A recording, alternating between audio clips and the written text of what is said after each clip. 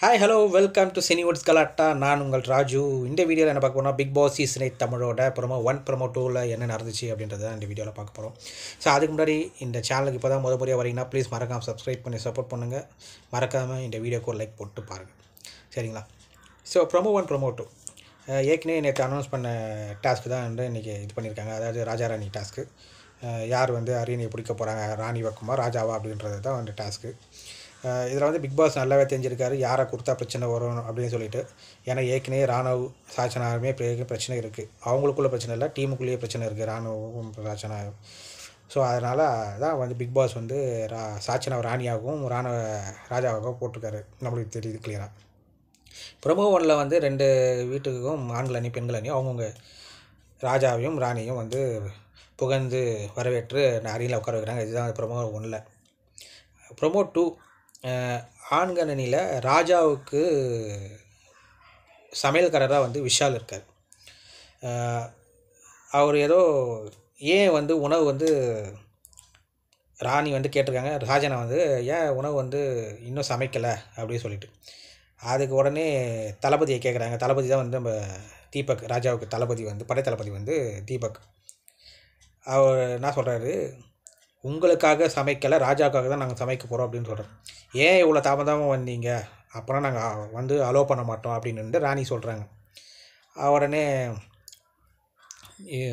மனசாட்சியே இல்லாத ஒரு ராணி அப்படின்ற மாதிரி விஷால் சொல்கிறாரு. ஸோ நாங்கள் பரவாயில்ல, நாங்கள் சமைக்கவே இல்லை, நாங்கள் பட்னியாக இருக்கோம் அப்படின்ற மாதிரி சொல்கிறாங்க.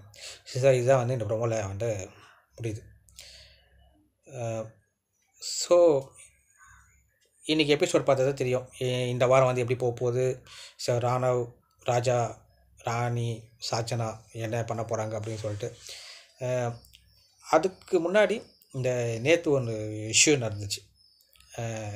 கேப்டனுக்கான ஒரு 3 பேட்ச் வந்து பிக் பாஸ் கொடுக்குறாரு. அதாவது அந்த 3 பேட்சையும் பறிச்சிட்டா கேப்டன் பதவி வந்து பறிக்கப்படும் அப்படின்ற மாதிரி கொடுக்குறாரு.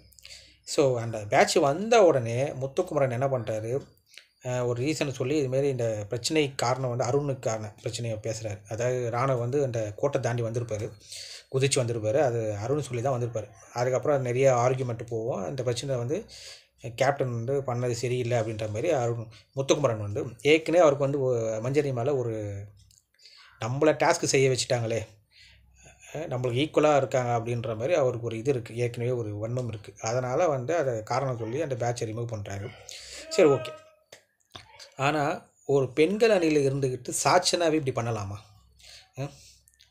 தன்னோட அணியிலேருந்து வந்து ராணுவுக்காக நான் சப்போர்ட் பண்ணி நான் இந்தமாரி அவங்க பண்ணியிருக்கக்கூடாது, வந்து அவங்க பேசுனதை நான் கேட்கவே, நான் பேசுகிறேன், அவங்க அதை வந்து பேசுறதுக்கு அனுமதியே கொடுக்காம அவங்க மாட்டு பேசிகிட்டே இருக்காங்கன்ற மாதிரி வந்து சொல்லி அந்த பேட்சை வந்து எடுக்க பார்த்தாங்க.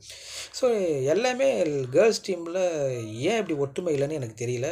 எல்லாருமே அமைதியாக இருக்காங்க. அதுக்கப்புறம் ஜாக்லினும் சௌந்தர்யம் குரல் கொடுக்குறாங்க.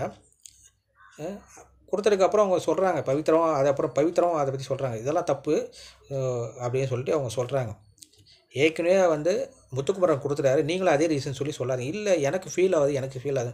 இல்லை சாட்சி, நான் கேட்குறேன், உண்மையிலே உங்களுக்கு மெச்சூரிட்டி இருக்கா இல்லையாங்க? குழந்தைத்தனமாக பண்ணிகிட்ருக்கீங்க. உங்களோட அணி தாங்க அவங்க மஞ்சரி, உங்களோட அணிலேருந்தே உங்கள் அணியிலேருந்து ஒரு பேட்ச் போடுங்களா என்ன?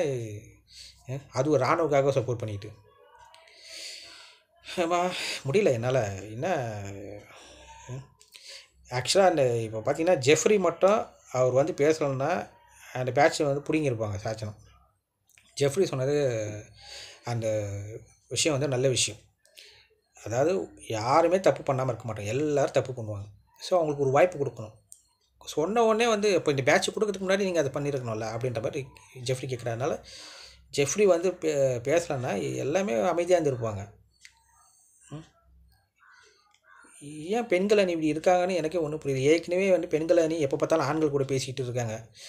நம்ம எதுக்கு வந்தோம், என்ன பண்ணிகிட்ருக்கோன்னு தெரியாமல் லவ் கண்டென்ட் வேறு. எதுக்கு விளையாட வந்தாங்க, என்ன பண்ணிகிட்ருக்காங்கன்னு தெரியல கேர்ள்ஸ் டீமில். ஒரு பாய்ஸ் டீம் எதனா ஒருத்தருக்கு ஒன்றுன்னா எல்லாருமே உடனே வந்துடுறாங்க. தீபக் வந்துடுறாரு, முத்துக்குமரன் வந்துடுறாரு, அருண் வந்துடுறாரு. ஆனால் இங்கே வந்து எல்லாம் வாயை மூடிட்டு கம்முன்னு இருக்காங்க. அவ்வளோ ஆர்கியூமெண்ட் போகுது. மஞ்சரியும் கேர்ள்ஸ் டீமில் ஒருத்தர் கூட குரல் கொடுக்காம அப்படியே உட்காந்துருக்காங்க. ஸோ இதெல்லாம் வந்து நேற்று சாச்சனா செய்த வந்து சரியா மக்களே அப்படின்றத வந்து நீங்கள் கமெண்ட் செக்ஷனில் சொல்லுங்கள். ஸோ இன்றைக்கி ப்ரோமோ இதாங்க. ஸோ நம்ம எபிசோட் பார்த்ததுக்கப்புறம் பேசுவோம். லைவ் நம்ம பார்க்கல. ஸோ இதே ஒரு அடுத்த வீடியோவில் உங்களை மீண்டும் சந்திக்கிறேன். See you. டாட்டா.